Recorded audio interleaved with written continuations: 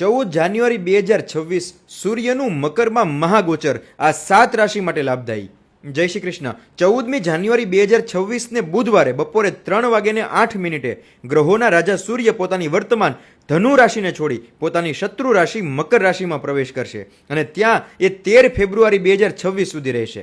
આત્મા, પિતા, સરકારી નોકરી, પદ પ્રતિષ્ઠા, માન સન્માનના કારક સૂર્યનું આ રાશિ પરિવર્તન આ 7 રાશિઓ માટે ખૂબ જ લાભદાયી રહેવાનું છે. સૂર્યના આ ગોચરથી નોકરી કે વ્યવસાયના કાર્યસ્થળે તમે એક નવીન ઉર્જાનો અનુભવ કરશો. નોકરીમાં પ્રમોશન અથવા સરકારી નોકરીની સારી તક આ સમય દરમિયાન તમને મળી શકે છે. તમારા બોસ કે ઉપરી અધિકારીઓ તમારા કાર્યની સારી નોંધ લેશે. આર્થિક સ્થિતિ કે રોકાણની દ્રષ્ટિએ આ સમય ખૂબ જ સારો સિદ્ધ થશે. એમાં પણ લાંબા ગાળાના રોકાણ માટે તો આ સમય ખૂબ જ સારો રહેવાનો છે. કોમ્પિટિટિવ એક્ઝામ કે સરકારી નોકરીની તૈયારી કરતા વિદ્યાર્થીઓ માટે આ સમય અનુકૂળ છે. ઘરમાં ધાર્મિક કાર્યો માટે ખર્ચા થશે. દાંપત્ય જીવન અને પ્રેમ સંબંધમાં સાનુકૂળતા અને સામંજસ્ય બંને જોવા મળશે.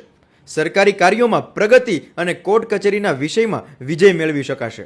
આ 7 સૌભાગ્યશાળી રાશિઓ છે મેષ, વૃષભ, સિંહ, કન્યા, વૃશ્ચિક, મકર અને મીન. જો તમારી રાશિ પણ આ 7માંથી કોઈ એક હોય તો કમેન્ટમાં યસ લખી દેજો અને આ વિડીયો આ 7 રાશિના લોકો સાથે શેર અવશ્ય કરજો.